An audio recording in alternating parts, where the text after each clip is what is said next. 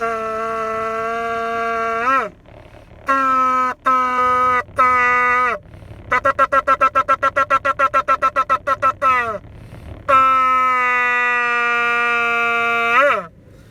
to day 28 of 40 seconds for 40 days.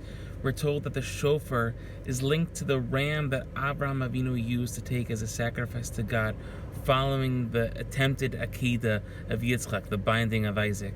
And we're told that that ram that Avraham brought as a sacrifice had been in existence, was created at the beginning of time, at the beginning of the world, between being a shmashos, between Friday and Shabbos.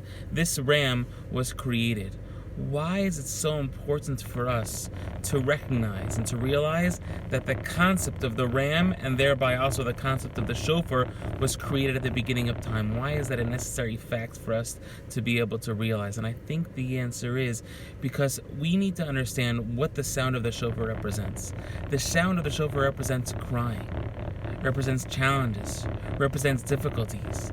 And the world ultimately is a place, this is true since the beginning of time, that difficulties can take place, that tears can be formed and that tears can be heard.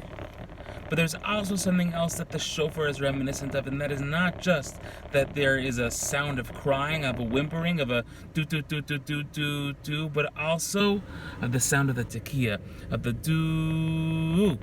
And that sound is not just the sound of crying, but that's a sound of triumph, of victory. It's a recognition of the fact that even though tears and crying and sadness and difficulty is something that the world was created with, that's the world that we live in, that's what it's all a part of, nonetheless, with crying, with difficulties, also come the call for triumph, also come the tekiah, the sound in which we're able to rise up above those challenges, rise up above those tears, and become the better for it. Everyone should have a beautiful day.